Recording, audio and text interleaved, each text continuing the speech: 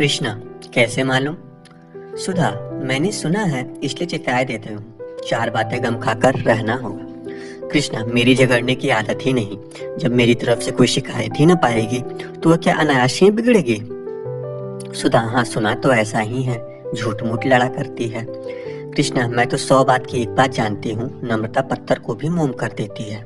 सहसा शोर मचा बारात आ रही है। दोनों रमणियां खिड़की के सामने आ बैठी।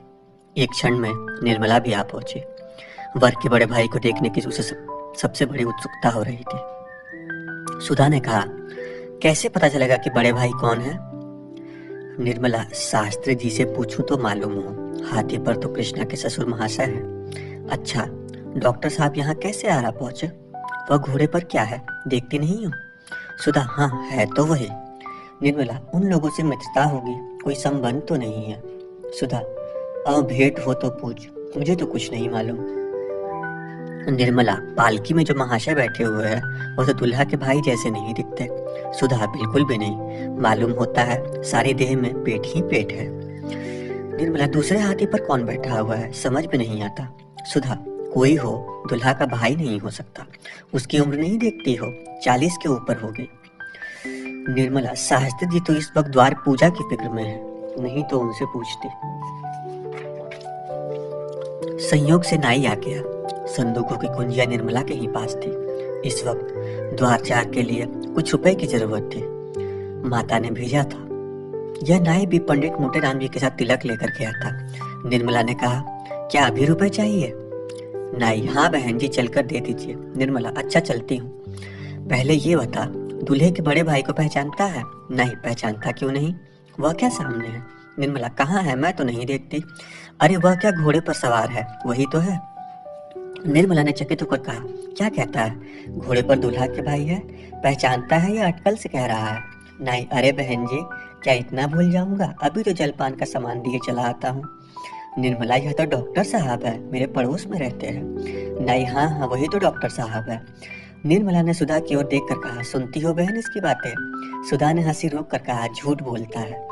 नहीं, अच्छा साहब, झूठ ही सही, अब घड़ों पे मुंह कौन लगे?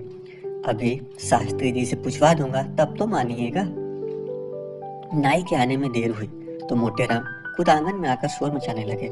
इस घर की मर्यादा रखना ईश्वर के ही हाथ है। नाई घंटे भर से आया हुआ है और अभी तक रुपए नहीं मिले।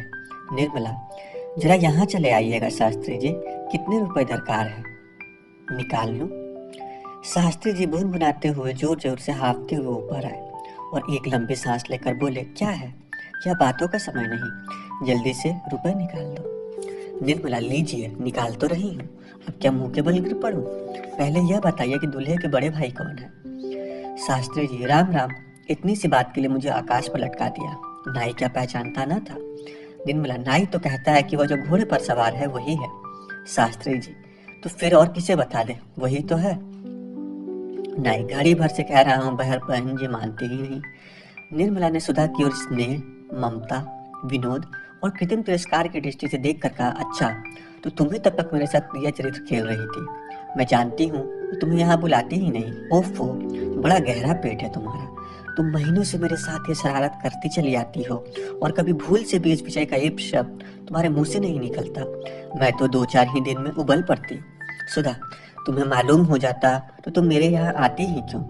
निर्मला, गजब रे गजब, मैं डॉक्टर साहब से कई बार बातें कर चुकी हूँ, तुम्हारे ऊपर यह सारा पाप पड़ेगा। देखी कृष्णा, तूने अपनी जेठानी की शरारत, यह ऐसी मायाविनी है, इनसे डरती रहना। कृष्णा, मैं तो ऐसी देवी के चरण धो धो कर माथे चढ़ाऊंगी। धन्य भाग के उनके दर्शन हुए। निर्मला आप समझ गई, रुपए भी तुम ही ने भिजवाए होंगे। अब सिर हिलाए तो सच कहती हूँ, मार बैठूंगी। सुधा, अपने घर बुलाकर मेहमान का अपमान नहीं किया जाता। निर्मला, देखो तो अभी कैसी कैसी खबरें लेती हूँ। मैंने तुम्हारा मान रखने को जरा सा लिख दिया था और तुम सचमुच आ पहुंची। भला वहां वाले क्या कहते होंगे? सुधा, सबसे कहकर आई हूँ। निर्मला, अब तुम्हारे पास कभी ना आऊंगी। इतना तो इशारा कर देती कि डॉक्टर साहब से पर्दा रखना। सुधा, उनके देख लेने से ही कौन बुराई हो गई? ना देखते तो अपनी किस्मत को रोते कैसे, जानते कैसे कि लोभ में पड़कर कैसी चीज खोती। अब तो तुम्हें देखकर लाला जी हाथ मलकर रह जाते हैं। मुंह से तो कुछ नहीं कहते, पर मन ही मन अपनी भूल पर पछताते हैं। निर्मला, अब तुम्हारे घर कभी ना आऊंगी। सुधा, अब पेड़ नहीं छोड़ सकता। मैं कौन तुम्हारे घर की राह नहीं देखी है। द्वार पूजा समाप्त हो चुकी थी। मेहमान लोग जलपान कर रहे थे। मुंशी तोताराम के बगल में ही डॉक्टर सिन्हा बैठे हुए थे। निर्मला ने घुटने पर चिक्की आड़ से उन्हें बैठे देखा और कलेजा थाम कर रह गई। एक आरोग्य, यौवन और प्रतिभा का देवता था, दूसरा इस विषय में कुछ कहना ही उचित था। निर्मला ने डॉक्टर साहब को सैकड़ों बार ही देखा था, पर आज उसके हृदय में जो विचार उठे थे वे कभी ना उठे थे।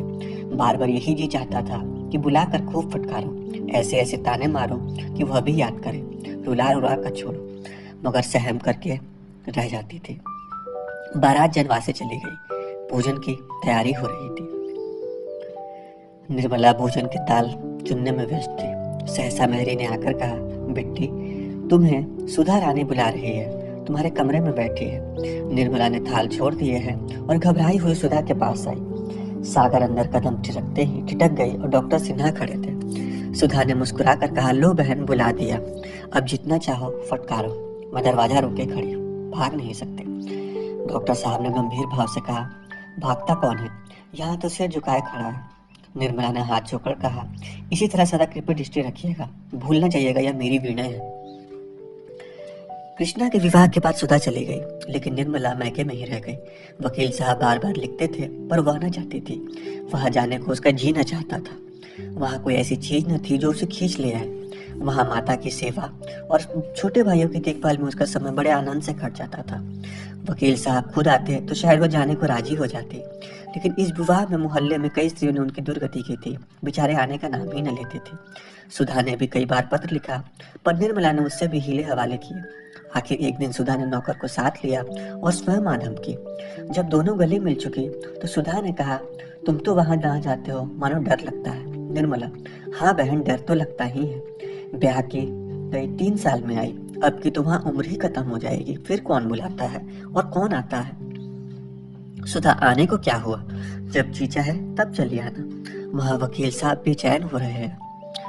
निर्मला, बहुत बेचैन, रात को शायद नींद न आती हो। सुधा, बहन, तुम्हारा कलेजा पत्थर का है, उनकी दशा देखकर तरस आता है। कहते थे घर में कोई पूछने वाला नहीं है, ना कोई लड़का ना भला, किससे जी बहलाए। जब से दूसरे मकान में उठ आए हैं बहुत दुखी रहते हैं। निर्मला, लड़के तो ईश्वर के ही दिए 2-2 है। सुधा, उन दोनों की तो बड़ी शिकायत करते थे। जियाराम तो अब बात ही नहीं सुनता, तुर्की ब तुर्की जवाब देता है। रहा छोटा, वह भी उसी के कहने में है। बेचारे बड़े लड़के को याद करके रोया करते हैं। निर्मला, जियाराम तो शरीर न था, वह बदमाशी कब से सीख गया। मेरी तो कोई बात न टालता था, पर इशारे पर काम करता था।